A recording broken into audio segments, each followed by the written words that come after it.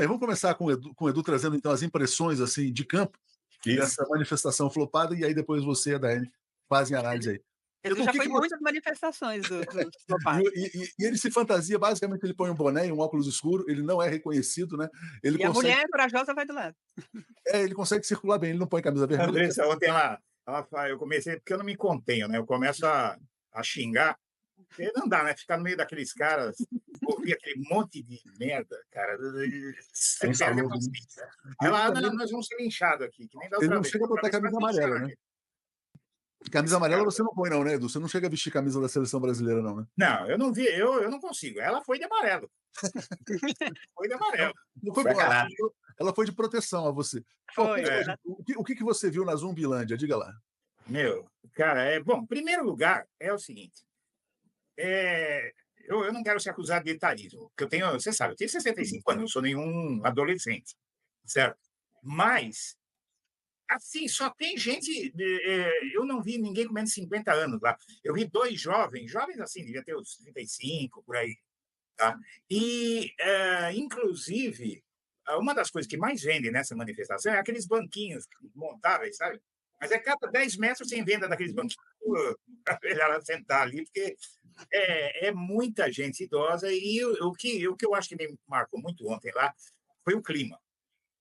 O clima dos bolsonaristas e a coragem de uma juventude que foi para lá mostrar a cara, principalmente os casais homossexuais, tá?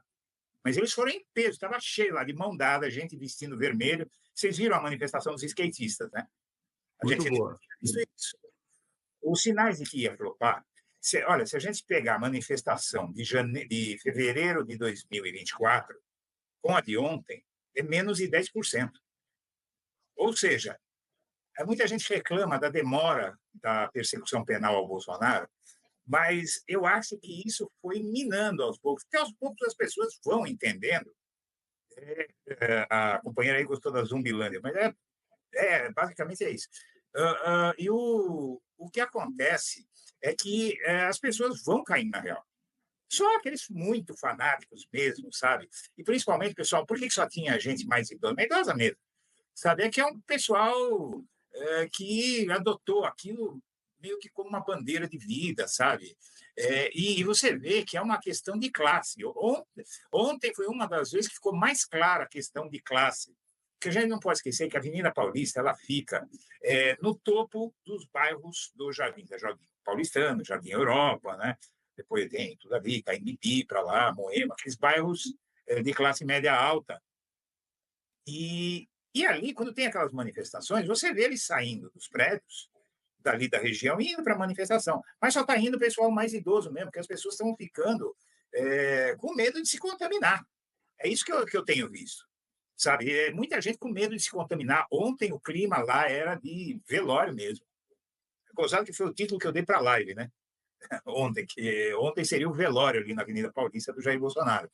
E foi um velório até pelo clima. E eu consegui pela primeira vez chegar perto do trio elétrico lá do Tarcísio dos protagonistas lá. Então você vê que o clima ali em cima também era muito ruim. Um clima, você percebe visivelmente que era um clima ruim de constrangimento, porque a diminuição da manifestação foi muito grande. Foi muito grande e aquilo mexeu com as pessoas. Inclusive, tem um trecho, se assistir a live, foi uma das lives mais assistidas, aquela que eu fiz ontem. A minha mulher ouviu os caras falar, porque ela fica na minha retaguarda ali, que eu falei, se vem alguém pelas costas ali, eu tô lascado, né? Porque você tem esse negócio, né? O cara vem pelas tuas costas, quando você vê, você já se estraçalharam. E ali você vê ela falando o seguinte: olha, o que eu vejo aí, a gente dizendo que o pessoal ficou no sofá sendo doutrinado pela Globo, que a Globo está. Tudo nas costas da Globo eles jogaram.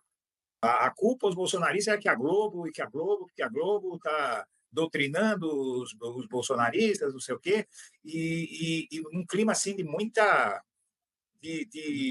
apreensão, o Bolsonaro com cara de enterro, o Tarcísio também, o pessoal que estava em cima lá do trio elétrico.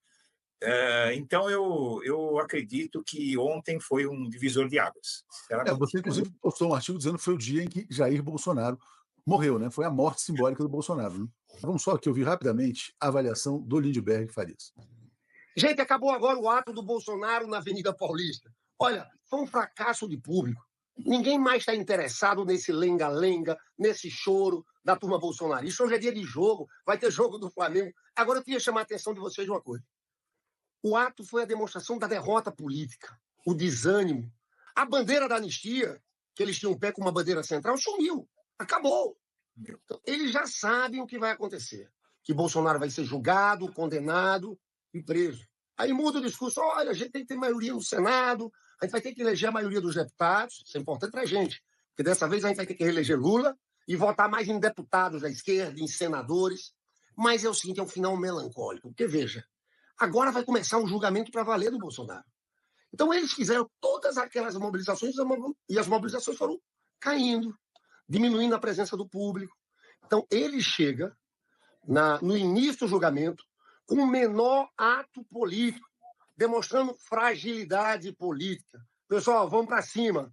Nós temos que reeleger Lula, taxar os ricos, e nós vamos assistir esse julgamento que vai ter um papel para a história, que é a condenação e prisão de Bolsonaro e de todos os militares que tramaram contra a democracia sem anistia.